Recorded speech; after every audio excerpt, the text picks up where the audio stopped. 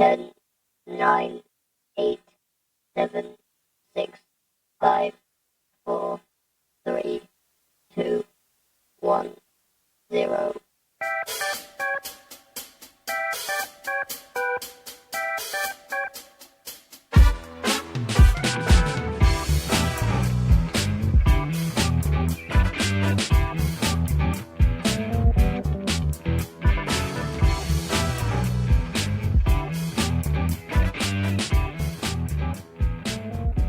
Well, welcome back to Revving Up with David Ross. I'm your host, David, and I am so glad to have Tony Chung not in studio with me today, but virtually in studio.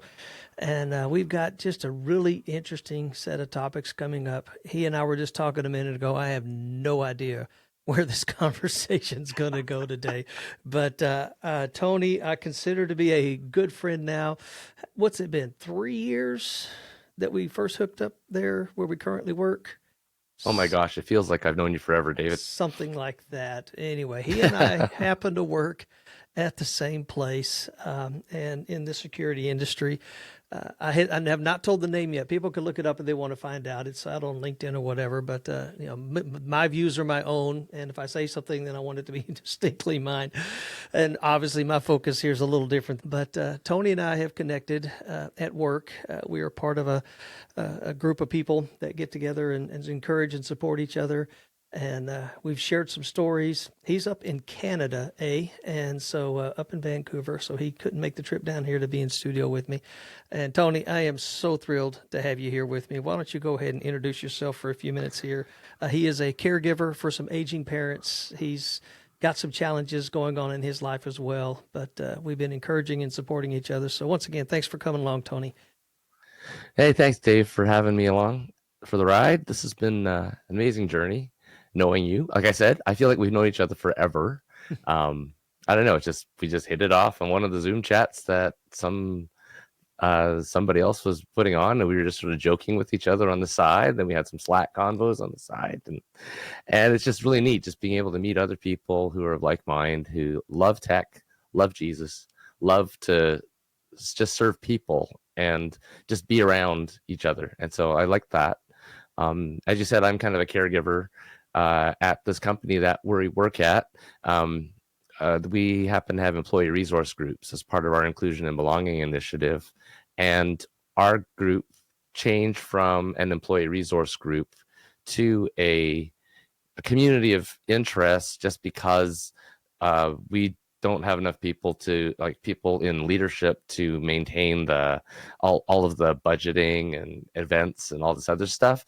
And it's turned into more of a great place to support one another, just regarding anything related to working families. That was kind of the big thing.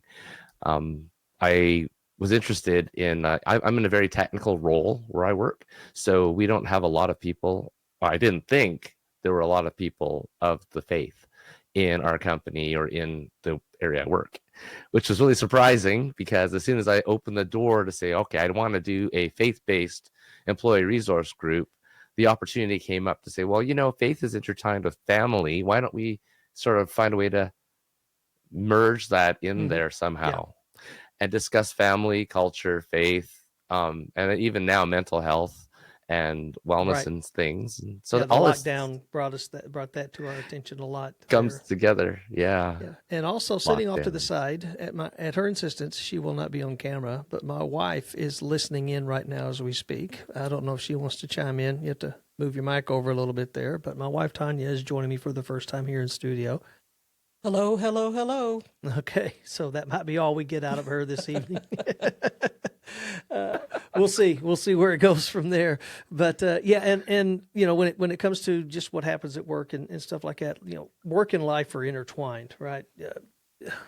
And not as much as in the Japanese culture. Obviously, those people, their work lives are completely integrated with their social lives. It's amazing when you saw what was going on there. But striking that balance and seeing what's happening. And then one of the conversations that we might try to get into tonight is on AI, because we've kind of been kicking that around at my employer. What do we do with this intelligence, this artificial intelligence, these bots, these agents, all that stuff like that? And then I know that other people have started to address it as well. What about artificial intelligence and our worldview as Christians, right? And that's really kind of a fascinating thing to think about. And I'll toss this out there and throw it back to you to get your take on it. But if you consider the fact that we're told that when that time comes, when this world's getting ready to check out, that, even the elect will be deceived. He's going to shorten that day because even the elect could be deceived. And I've always looked at that and thought, how can that be? And then we look at what they're doing now. The audio is there, right? You can use an artificially generated AI-based voice recording. I think they need as little as 45 seconds. So if you get any of my recordings from my podcast, somebody could capture 45 seconds of my voice and feed that in through an AI thing, feed it a set of text, and it would sound exactly like it was coming out of my mouth, right? Inflections, tone, everything like that. Now you add the video component, and it's not there yet most of the time. Now, still photos are starting to get a little blurred, right? You can't tell, was that generated by AI or is that some Right. actual picture, right? But the video's not quite there yet, but just give it a few years, if that, right? Give it a few months, give it a little time, and we're going to have the ability for somebody to put a video out there that's got me saying something that I never said in a location I was never at, and it would be indistinguishable from me. And so the important thing here is, get to know the people that you're dealing with so that you can know, would David say that? Hopefully, if they're saying something blatantly false, it'd be said, that's not David, or something happened, right? But so you could really fake out a lot of people with this stuff, and so it's really interesting that it's positioning the possibility for these kind of deep fakes and deception to take place on a global scale around the world at the same time. I just find that interesting. I don't know. What are your thoughts on that? Wow, you just threw a whole That's a bomb lot. out there right now. Yeah. I mean, I remember when I think our company first started talking about AI, and it's just our CEO put out it must have been like a 5-minute introduction to a conference Yeah. or something that was entirely generated from It was a voice only previous one, right? He just did the voice. It was voiceover, Yeah. voice only. Yeah. But it was generated the text was generated from previous keynotes that he'd given, and then the voice just grabbed some of his inflections and everything, and it was virtually indistinguishable if you didn't know him. Right. But and if you listen to it, you'd think that it made sense because AI is very good at sounding convincing. Right, the tools are getting better and better and better about being convincing, and I think that's definitely something to watch out for. Like we were talking about aging parents before, where anybody who's getting older, or even just us, we could receive voicemails from people or calls from people who we assume are our friends, and they say, "Hey, can you please wire me $200 through I don't know who the big wire transfer services down there right now, but Western it's just Union, Venmo. yeah, and Western Union's used worldwide, right? So it's like, can you just go wire me like a couple $100 Western Union so I can pay my Visa card to get back in the black, right? And it sounds so real, right, that it's the same person. And again, that's what our industry is involved in, right? How do we authenticate, authorize, and secure people, exactly, and agents and stuff like that to make sure these transactions don't take place? And so I wanted to kind of, we had that happen a couple of weeks ago. My mom is 80; she'll be 82 this year, and we actually had somebody do that to her, where they convinced her that, and it was all AI stuff. And she was actually fixing to go and give them $10,000. oh my goodness. My sister and I were like, wait a minute, that's not what you think it is. Yeah, told her that something was wrong with her account and she needed to transfer it out into this other account so that it would be safe. And so she was on the verge of doing that. And she's very smart, very savvy with the computer, and they tricked her. Wow, And that's so, scary. yeah. To have it hit so close to home, Tanya, is really scary, and I really feel for you and your Well, family. fortunately, we caught it Especially before anything happened, but we ended up good scrapping job. her computer and running it through a bunch of stuff, and making sure there wasn't anything left on that, and tried to Oh actually wow. get her to switch platforms, but she bailed and went back to Windows, and so she was just I guess Okay, at Windows that point in her isn't life, all she's been bad. running Windows for the last 30 years. She's not Well, about and to I change. mean, they did get $1,500. Yeah, And I know that's a drop in the bucket to these guys, but it was a lot They to her, you know. Well, they got something, and Yeah, that's probably that's the payoff that these scammers are trusting in, that right. help keep them, that give them the incentive to continue scamming poor souls Yes, of the money that they own, right? right. But if you really think about it, though, scams have existed even before AI. There have Before always been computers, people right, even before computers. right. I mean, I've got friends from my old church, actually, where a guy came into their church and he collected investments from a whole ton of people and then vanished off the face of the earth. Yeah, And that happened quite a bit way back when. It's like no matter how much due diligence you do, it never seems to be enough, David. yeah. It's just that's why we need tools that can do this kind of stuff for us and verify things. But at the same time, I'm trying really hard to keep the balance hat on and say, all right, there are AI tools out there that people are using for cheating other people. And there are AI tools that are being used right now to just basically create a bunch of stuff. And they make work easier for people who want to do it for legitimate reasons. Um, and just try to keep that balance and try not to be afraid, right? I don't want to. I don't want to be fearful of what the AI tools are going to do. But at the same time, I want to be cautious about what I allow them to do or what I sense that they're doing to me. Right. Right. And I think a big part of that's the awareness, right? And even it was a discussion that came up in one of the channels at work here recently, almost like you need three browsers, three completely separate browsers, one for your business transactions and stuff like that, and then another completely distinct one for your personal stuff. And so that way the tooling in each, they never cross, right? And then in another one for what, again, kind of think of the idea of segmenting out what you allow to interact, what sites you go to with which browser, right? And Mm-hmm. to keep that blast radius to a minimum as possible. One of the things I've done, again, we're kind of getting off into a security discussion, but I've got a password generator that I use, and I'm able to create aliases for my email. And so if I'm able to, there's been about 5 to 10 places I go to that I can't change the email address, or that won't let me use one of these aliased email addresses, because again, that's what Oh. scammers and bad guys use, right?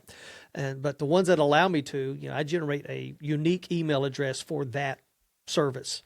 And that way, if that ever shows up on the dark web or gets hacked, I don't have to worry about my other email addresses anywhere. Just got to deal with that one, right? So I've only got one that I've got to go take care of instead of dozens that I have to worry about somebody having out there. So there's ways to do that kind of stuff as well. And so I guess, and here's the thing, and our family needs to finish doing this. I've already got the passphrase in mind. Come up with a passphrase that is not anything related to anything that you're doing. I'll throw out one that chitty chitty bang bang, right? What are the odds that that's going to be something? So if that person calls and says, "Hey, I'm your brother, can you send me $200?" Okay, what's our phrase? And if they don't know it, they don't get the money, or you don't do, you shut it off right then. And so how do you disseminate that out? I'm afraid to even text that out to everybody in the group, because then that might get hacked, right? So That could again, get you can get intercepted paranoid too. here. The reality is AI's here. My information's out there on the internet. That's it. I've owned houses. I own cars. I went to school. I have a job. I have an address. So that's out there, right? My information's out there. How do I now live within the confines of that? Because part of a free society is being able to do that kind of stuff with the intention that nobody else is going to take it away from you. So that's one aspect of AI that I think people need to be aware of, right? I don't think you can just stick your head in the sand and say, I'm not going to deal with it. No, you're going to deal with it. I mean, Oh, it's here. You It's can't here you right can't now. go to a website right now without that little bot popping up off to the side. Hey, I'm your friendly assistant here to help you. What are you looking for, right? So we're interacting with them. Most phone calls that you start with any company anymore, that first layer of screening is an AI bot, probably, Mhm. that is fielding the call, screening the call, figuring out where to route it, stuff like that. It's here. And But you've so, heard about those things going awry as well, right? yeah. Where some customer service agents were using, or some companies were using customer service bots, Yeah. and it was starting to, I don't know, yell at customers or do Well, that we something had the one it where wasn't it supposed booked to. booked flights for somebody at a ridiculous price, Yeah, and they had to honor it. This was acting on your behalf as a company. You that's too authorized it, funny. so Yeah. they get that nearly free ticket. So I have a feeling companies are hopefully getting a little bit more Yeah, wise to the kind of tools that they're allowing yeah, to interact with them on their behalf, right? yeah. Well, and then me as just Joe user, I could write my own bot now to go Sure, out and do stuff for me. And there's a guy you can out do there that whatever you want. he's written one that says he's tied it into his Uber Eats account, and he could say, find me the cheapest shawarma within a 20-mile radius and have Hmm. it delivered to my home. And this thing will go out, and he did put a check in there. I want to do the final approval before you do it, so he doesn't end up with $500 worth of shawarma showing up at his house. So But it he's went done out, his it diligence. searched, it Yeah. found all the stores, it found, okay, this is the one I want to get it from. Go, and it comes back to him and says, "Are you ready to place the order?" Stuff that I could do, but I'm finding it can do it so much easier and faster, right? So the companies need to worry about that. I need to worry about that. I think one of the things that we need to understand, and this kind of, we're going a little bit different direction here, but another aspect of AI is the fact that it can consolidate information so quickly. But another thing is this generative AI. There's Hmm. some articles out there. There is, if you're using agentic stuff to generate stuff for you, right? If I'm talking typical programs, I can go to a particular line of code and see why that output came out, right? Mhm. You'll never know exactly why you got the response you got out of any given language model with any given prompt. And the same prompt will get you a different answer every time, right? So it's not deterministic in that sense.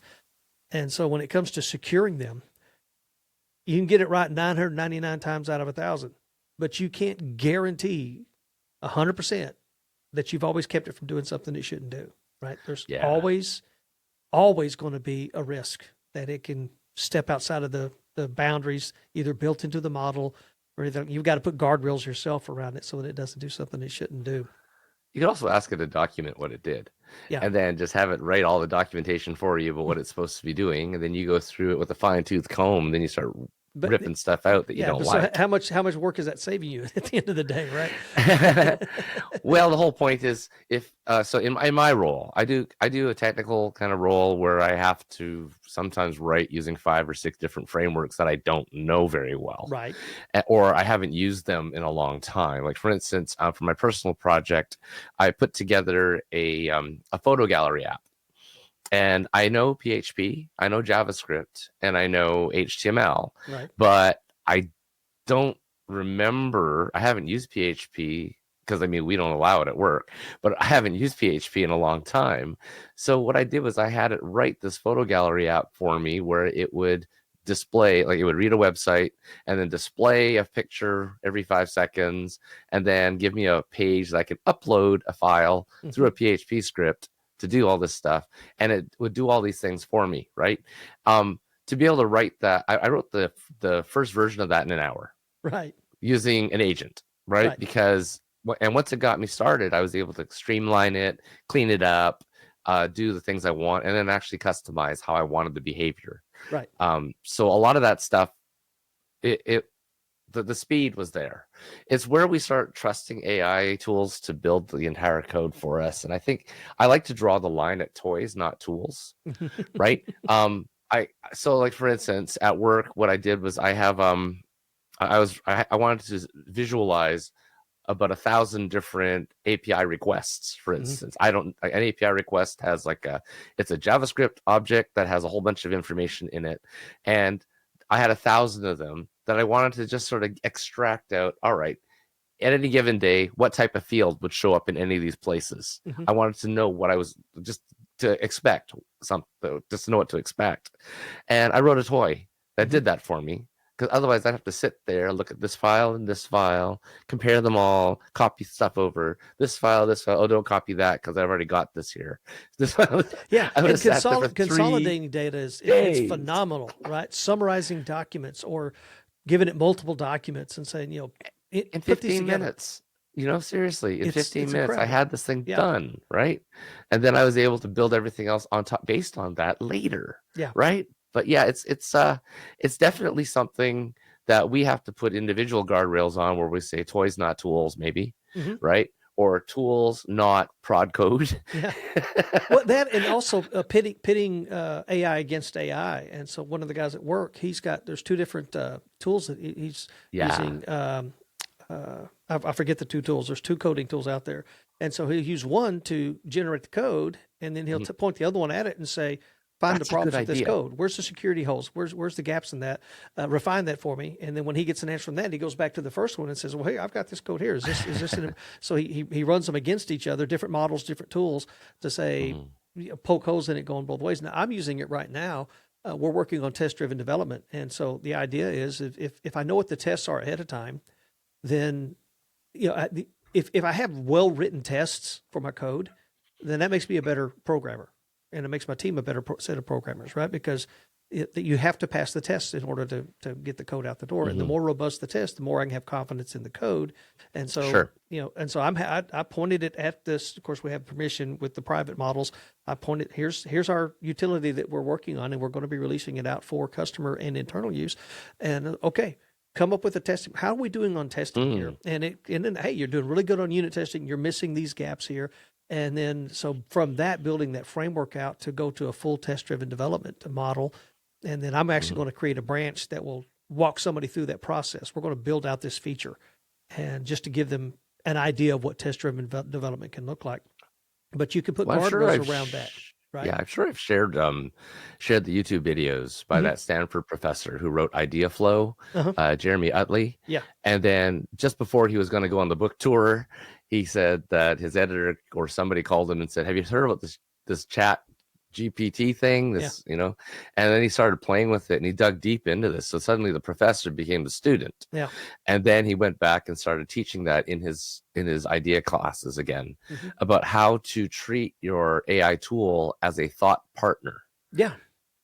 Right. And he did the exact same thing. He said, all right, so help me to build this condition, help me build a set of conditions to make this work.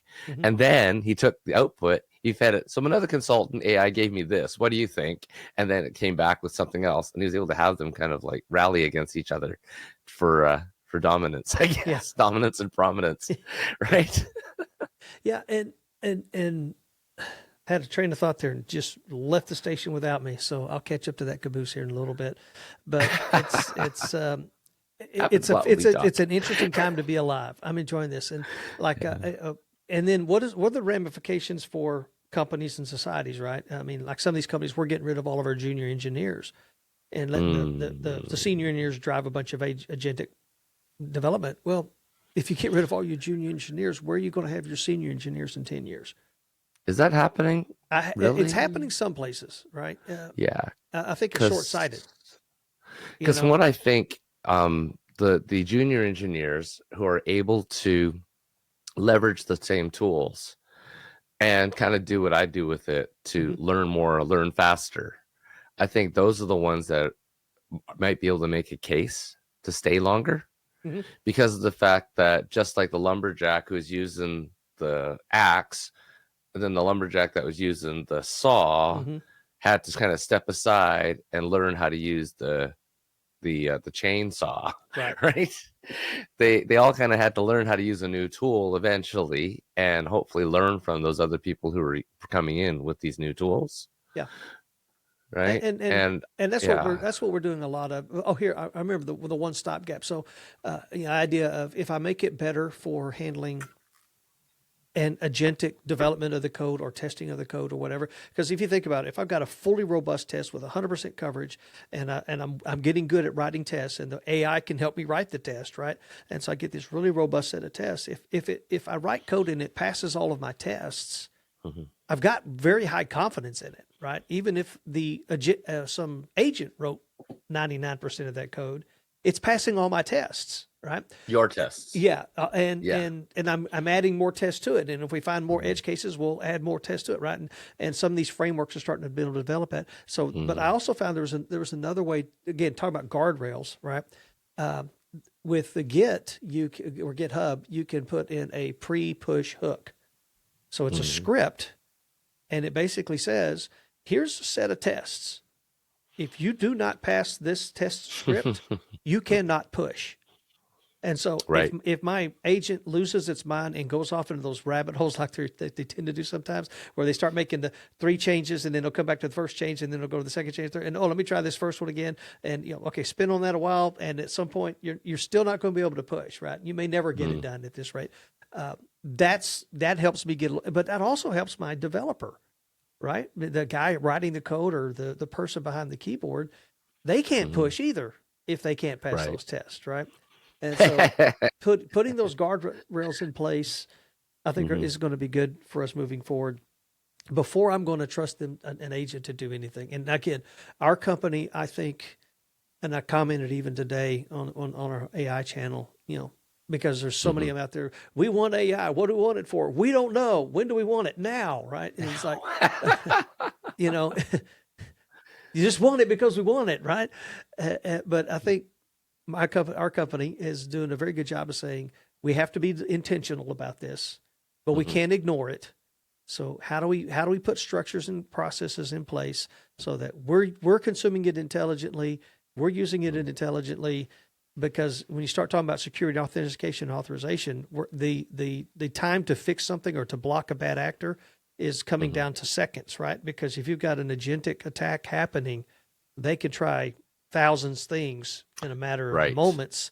And if that's a bad actor, you want to be able to, you'd rather take the risk of preemptively shutting that connection off if it is a real person than allowing it to go even a minute, right? I mean, they have to be able to respond in almost real time, and people can't do that, right? And the attack vectors are always changing, so you can't always predict what they're going to do to try to come into the system. So it is a very interesting challenge for our industry as a whole, but and like our CEO talks about, the trust is the foundation of every transaction out there. And if we can't trust every aspect of the transaction going on, we don't have a society. I mean, I can't book a flight. I can't make any kind of purchase online. I can't have a conversation with somebody because I don't know if I'm talking to the right person. Is that even a person, right? We've had those things where those people were getting hired by their North Korean operatives, getting hired by companies pretending to be somebody here in the States. I mean, these are big companies. And then there are companies using AI tools to interview people and getting upset when the person that's being interviewed is using AI tools to feed back. Come on now. That's like my people, David, my people will call your people, set up a lunch. Okay.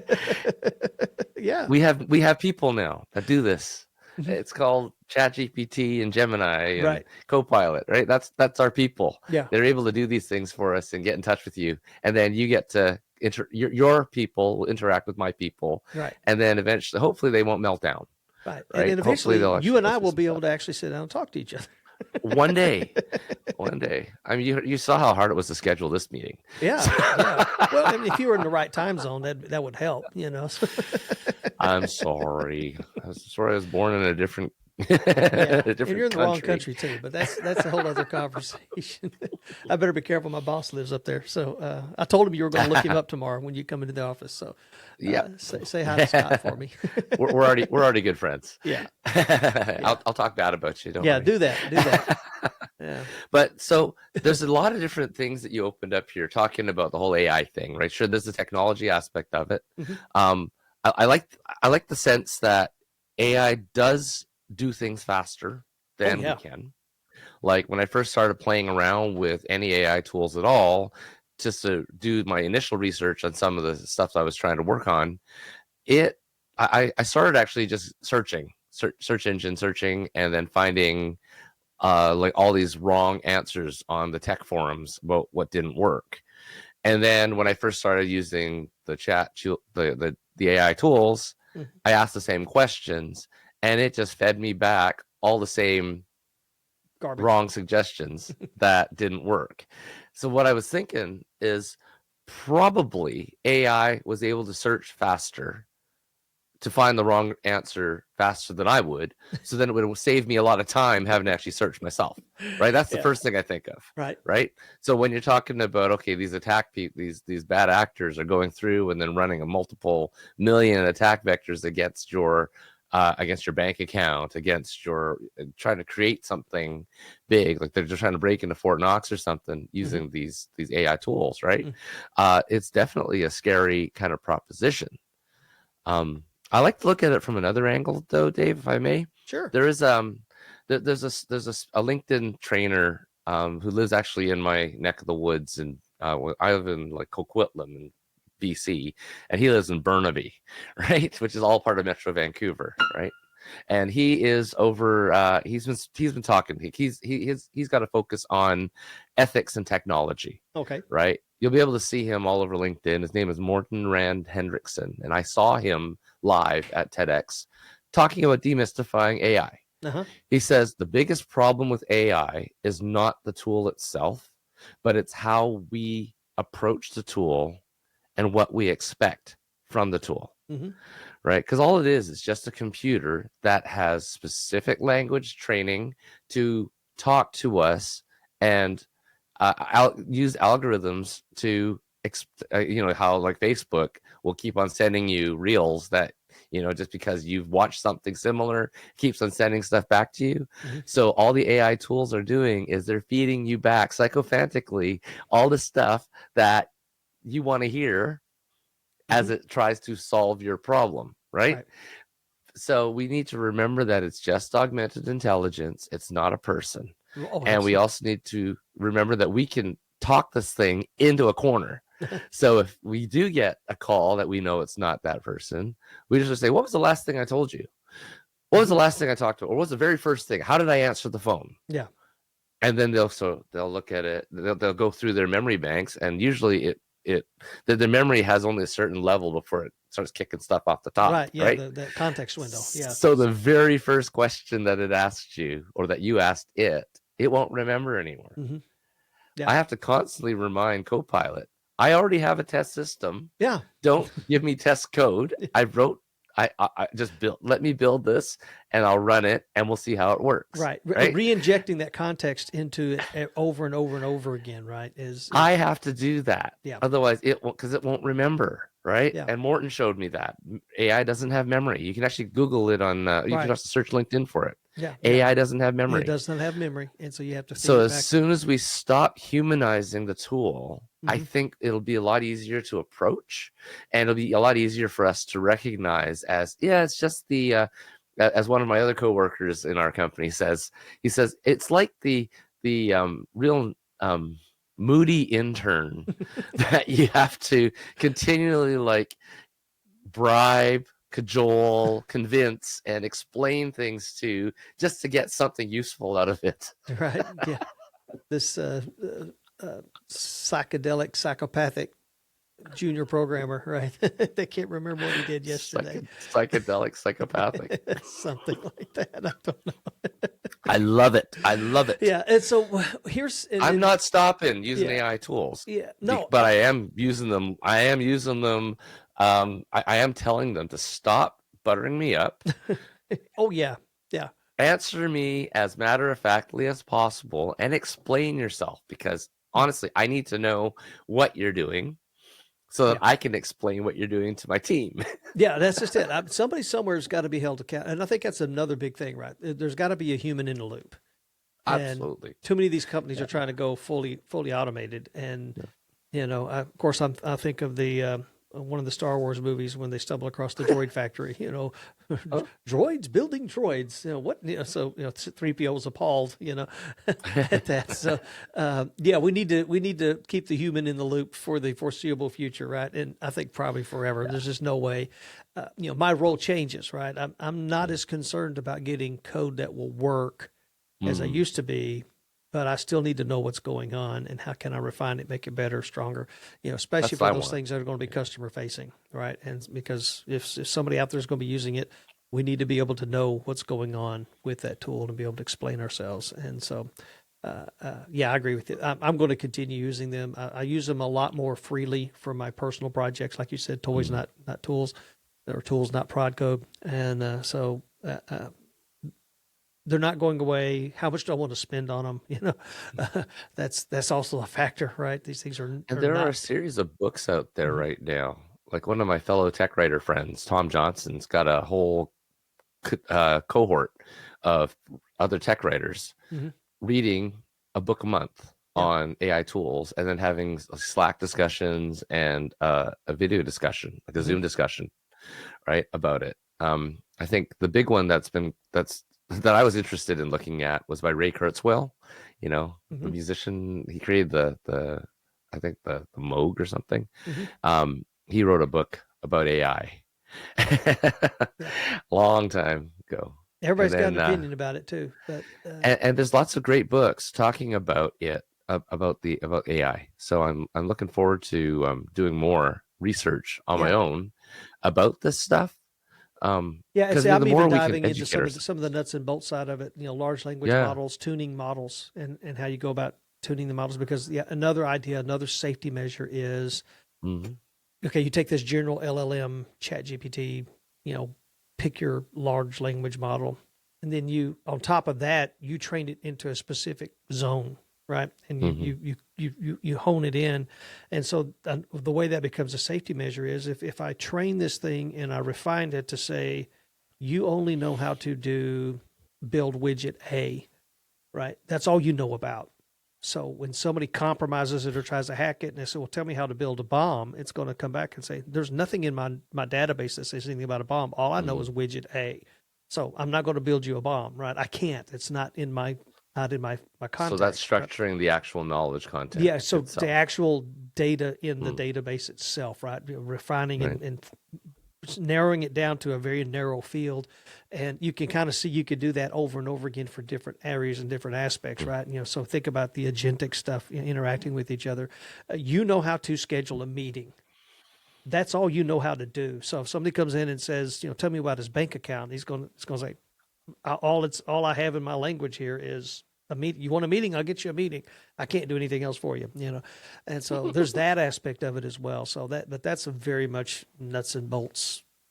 Whew, it's a very thick book. So we got pretty technical, Yeah, we pretty did. darn Yeah. fast. I want to back this off real quick before you jump into that. One of the things that I find, because I was headed in that direction, it is so fast at consuming and consolidating data and becoming that thought partner, right?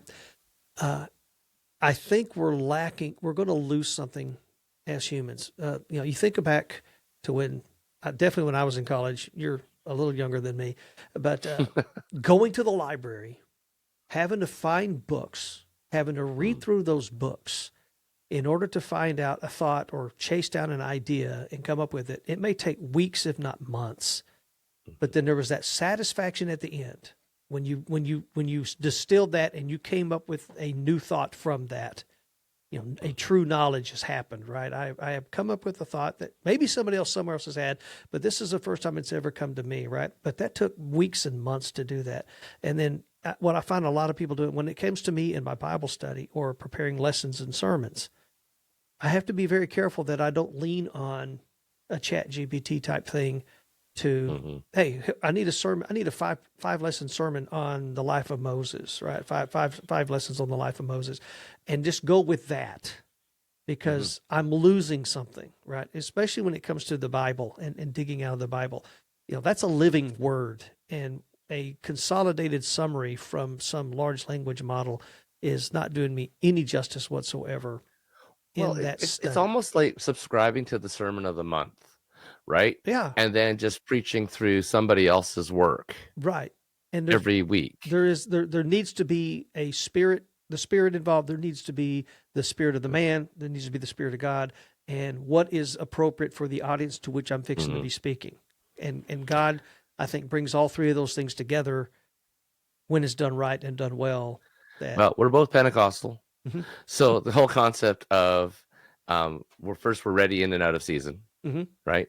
And the other one is that we will always want to bring forth a word that God intends for that listener to hear, regardless of whether we prepared it in advance or it just hits us while we're standing up there and talking. Like as a worship leader, I find that I need to pick songs that I personally fought with, that I've struggled with, that I've gone through, because like if that song didn't take me to a place where I could commune with the Holy Spirit, then I can't trust that song will take anybody else there. Right. This isn't a concert. We're not playing nice songs. We're not playing the hits, as a former worship pastor taught me, right? We're not playing the hits that people respond to. We're actually taking people on an actual worship journey. Yeah. That starts from the moment they starts from the moment they get up for church, actually. Yeah. But as they're walking in, I like to think that the first interaction they have should be a blessing moment for them because they met a greeter. We can generate excitement. We can generate emotion. Oh yeah, humans do that. That happens in every concert around the world right now. We do that. Taylor Swift can do that very well, right? Elvis. Oh yeah, absolutely. Elvis. Yeah. Set the stage for that, right? That generating that emotional response from the audience. Yeah, we could do that, and if we're not careful, but to take people we bring that into through the church. Through the gates with thanksgiving and the courts with praise, all the way into the Holy of Holies, where they can actually have the intimate relationship with God and commune with God for exactly what God wants to teach them or talk to them about at that moment. Right. That is such a hard thing to just really address, right? And to hand that off to a non-thinking, non-human, non-spirit entity. No. To say, I'm going to come up with this song. I'm going to come up with the lyrics. I'm going to come up with the lesson or the sermon based on that, and to run with just that. Again, I have used it to say, what would 5 points be? What would a 5-lesson outline look like? Just to get me some ideas to start with, right? Because blank page syndrome is horrible. Yeah. And I'm still working. I haven't touched them in a while. I'm still trying to author some fiction and nonfiction books. And so, that staring with it, wrestling with it, do I'm going to use third person or first person, all this, that's where the tools can help. But at the end of the day, it's got to be me doing it. And then it's kind of interesting. We're seeing the pendulum swing back the other way, right? For all of the Walmarts and Starbucks out there, you've got a lot of people that rather go to a boutique shop, a boutique coffee shop, something like that. They want that one-on-one interaction. Doing that a lot. Right? They want that person-to-person interaction. They want that. They know my name when I walk in. Right? Well, it comes down to the emotional contact, just like you were talking about when you worship Jesus. There's that emotional connection that a human being will have with our Jesus that a computer will not. And just to use a computer and the abilities that AI may have or a computer may have, it takes out that emotion. I don't know if emotionality would be a word, but it takes out, and I mean, Jesus created us to have that. It's a gift. Yes. Really. And emotionality can be a word. I'll let you have it, Tanya. That's a good word. Yeah. I love that word. But yeah, there's just a connection, especially with worship. We were listening to a podcast, I think last night, and they were talking about how worship is so key to getting you into the Holy of Holies, where Jesus will meet you. And when you talk about AI, or it's cold, it's not human. And I think when you try to take that humanity out of stuff is when I would hope that people would say, you know what, I'm not comfortable with that, you know. Hmm. That's just my thoughts. Well, She's still here, folks. somebody taught me one of these AI tools. I'm not even going to bother naming it, but you can just sort of like give it a prompt and then it creates songs for you. So I Yeah. actually asked it, create a contemporary praise and worship song about the parable of the talents. Okay. So it's like I picked something kind of obscure, Uh-huh. right? Like the parable of the talents is not something that you normally just talk about in general conversation, and I don't think any of the big churches have ever written about it. So just write something and give me something back. And literally, it gave me a very good a very good song, well produced, all about sowing, and how you got to sow, and you can grow, and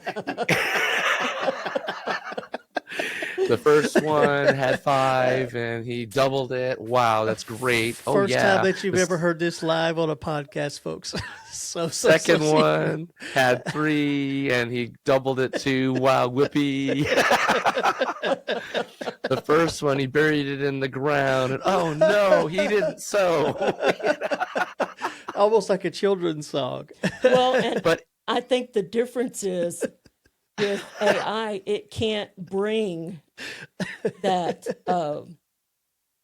that deeper level no, to it it. can't. I don't It I can't don't think understand. it can. Not you wouldn't be able to bring in that stuff because it doesn't have it. No.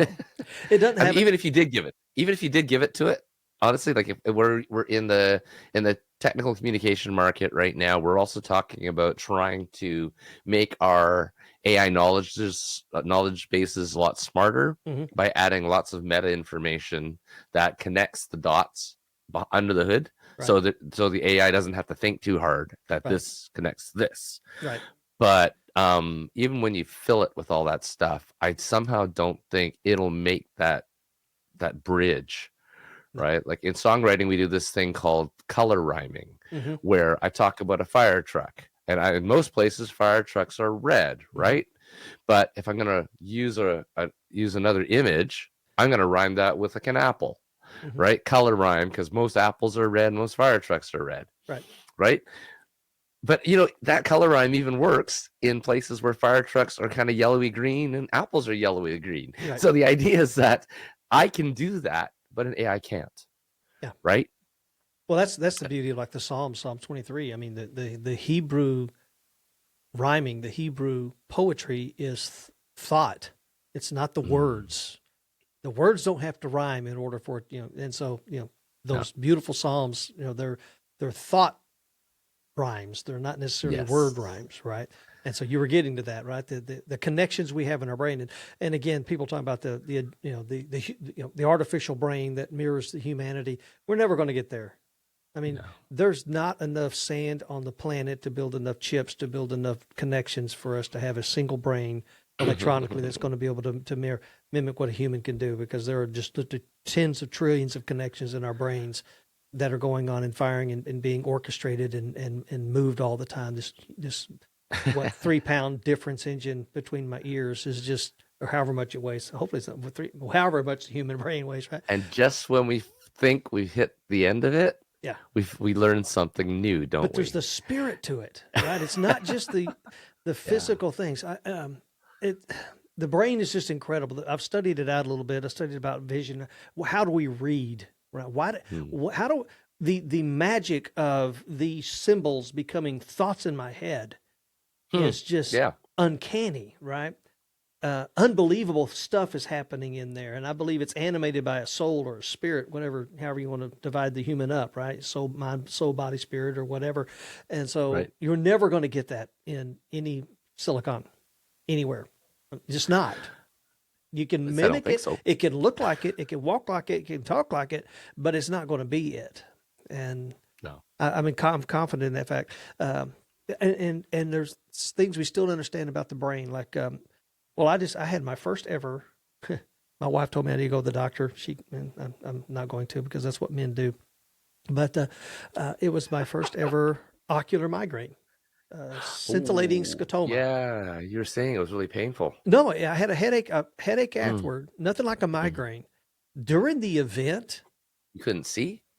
it was the best way I could describe it is a psychedelic zebra stripe that Whoa. started off in the lower right quadrant of my field of vision, and it started growing. I'm in the middle of a meeting and I'm like, what is that? And so I closed my left eye, I still see it. I closed my right eye, I closed both eyes, I still see it. Okay, okay. If my eyes are closed and I'm seeing this thing, it's not my eye doing it, right? It's not either No. eye doing it. It's happening in my brain somewhere.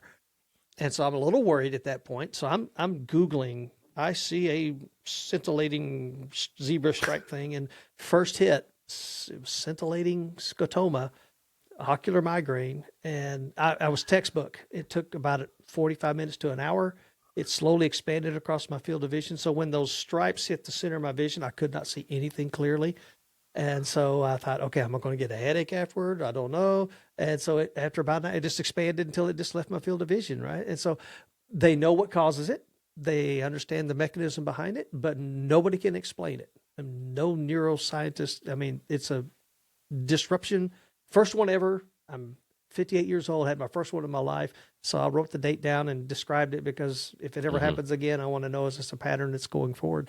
And so those kind of things, people with brain damage and the fact that the brain compensates and makes up for it and rewires another part of the brain to compensate for the damaged area and Yeah. stuff like that. People that have had strokes, right? They train them and they're building new connections in their brain to say, this is Hmm. how you're going to control this muscle now. You used to use this part of the brain. Well, that's been fried because of the stroke. We need to train these other neurons over here to compensate and to pick up the slack there. Sorry, you're just not going to be able to do that. And again, that's just on the physiological, right? But again, it's that will of the person, the spirit of the person driving them to build those connections, right? So, Yeah. yeah. Neuroplasticity is a gift from God, Oh, really. man. Yeah. Yeah.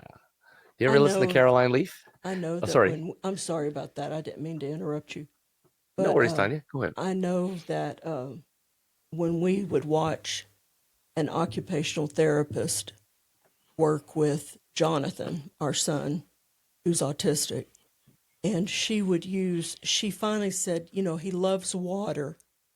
Let's get him in the water and use that to teach him the things we want to teach him because he's so comfortable in the water. And so she began to work with him and use the water. And it was just amazing to see her rebuild those synapses around the areas that had been not connecting or damaged or whatever in his brain. That's And beautiful. it was amazing what they could do by working with him physically to get this to happen in the brain. And I've always thought that was amazing that people could actually do things like that human connection. And she was able to, and she had this in her wheelhouse to be able to explain that to you and show him, right? Oh, yes. I mean, and That's Nate. because she picked up on, how he always sought water to calm himself. And so it was a very calm environment. And so she said, well, let's just get in the swimming pool and see what we can do. And she was using him as her master's thesis. And Beautiful.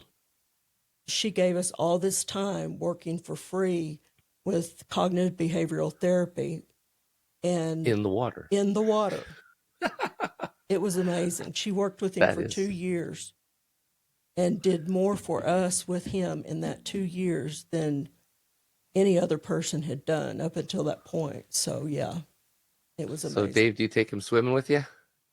Oh, I haven't been in a long time. He loves the water. Yeah, he loves the water for sure. Hmm. He's in here banging around right now.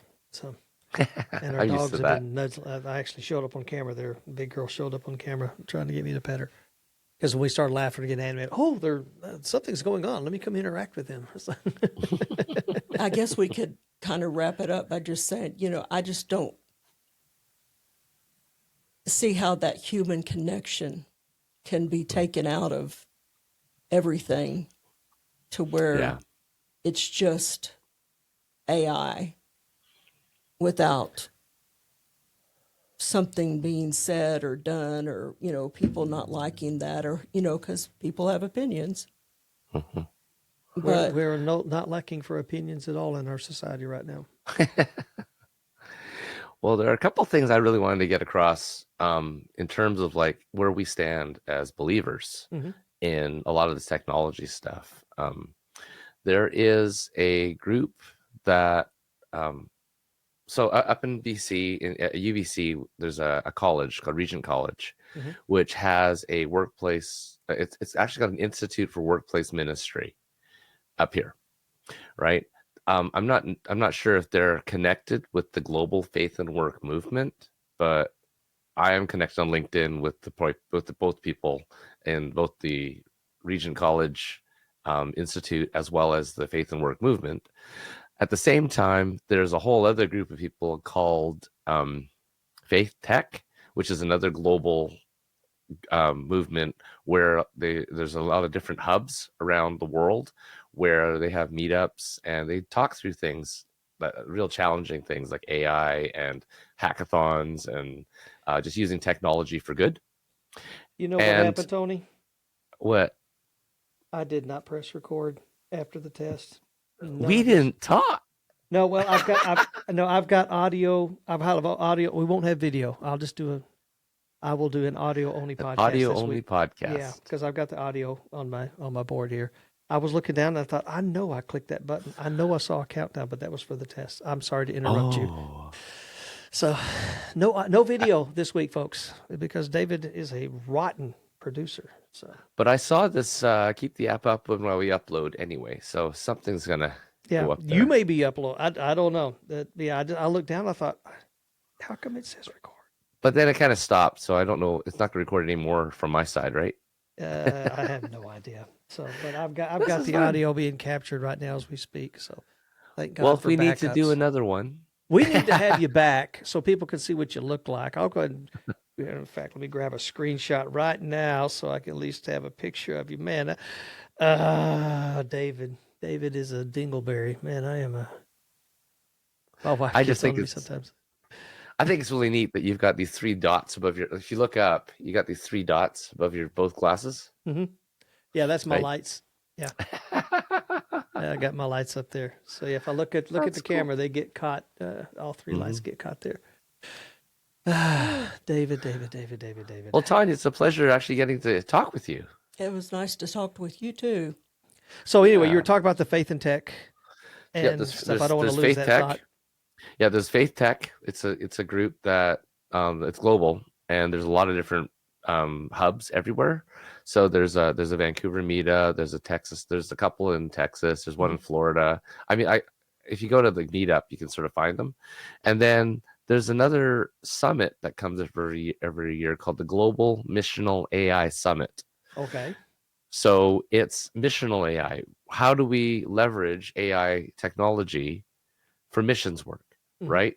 To facilitate or to do something with missions. I'm not exactly sure what they speak about, but April 2026 is the next scheduled summit, and it's not been announced. Like the location and specific dates haven't been announced.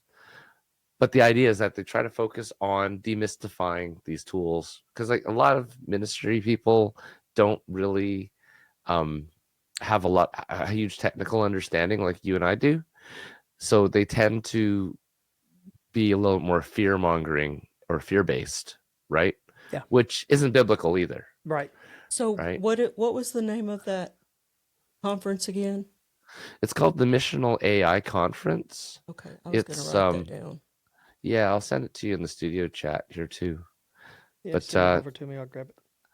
there's that, and there's the Faith and Work movement Yeah, I here. like both of those.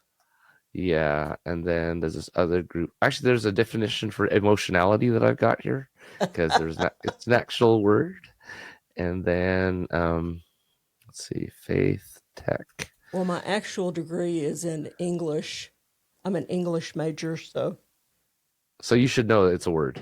I felt like it was. Merriam-Webster says that it is. So Yeah, but these are I've all got different those links groups. here, so I'll share them with her in just a minute here. Yeah, these are all the different groups that I've been involved with on the Well, periphery. thank you. I will definitely include these in the show notes for people that want to check this stuff out because I think it's Oh, important. and the last one is this. It's turned into an app, but you can actually see it in whoops.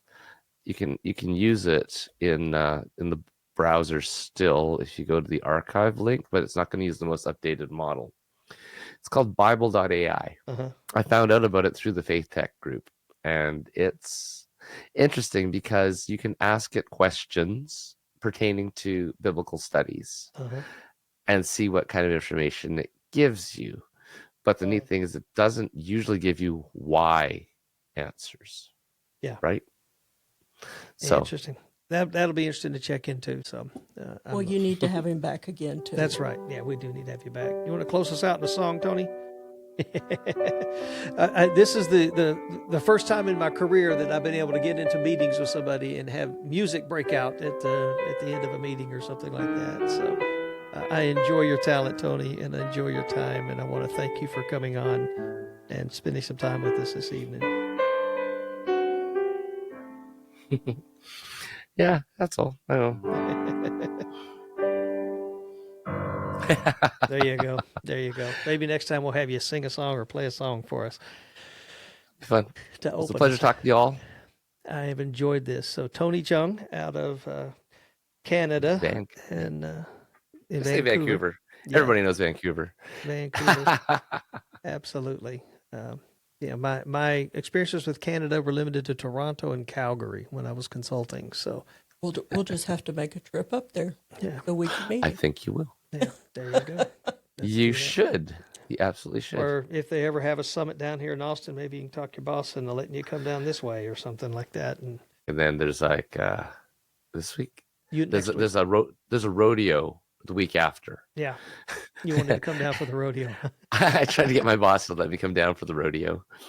I said, yeah, can I go traveling for the rodeo? Would have been fun if you could have pulled that off, but It didn't work, but it was worth a shot. well, if you'll never get an answer of yes if you never ask, so you got to do that from time to time. So Got to keep on trying. Anyway, maybe so- AI will do it. Oh, I should have said that AI fake from my boss to the controller. And say, yeah, hi, I'm Tony's boss, and yeah, I said total okay. person. Yeah, they probably would have wanted that money back at some point. So half a paycheck for a couple of paychecks to pay for your trip. Just to go to a rodeo. Yeah. To go to a rodeo, or at least come down for barbecue, like real barbecue, So anyway, Tony, thanks so much, my friend. I enjoyed this chat. Looking forward to having you back at some point in the future. Who knows what topic we'll come up with next? But anyway, I want to. Thanks, David. For those that enjoyed this has probably been the most unique one so far in my. And by the way, you helped me get to double digits. This is the 10th episode of Revving Up, so we rolled double digits, and so that'll be releasing here soon. So thank you, Tony, for taking us on the journey and interesting, somewhat nerdy, boring topic according to my wife, but there's a lot of applicability in our world today, and I look forward to having you back again at some point in the future. And with that, if you found this a blessing, you enjoyed this, please like and share and subscribe, all those things they always ask you to do. Tell your friends about us. Let's get the word out. Let's make this a blessing for as many people as we can. And with that, we're going to wrap up today's episode of Revving Up.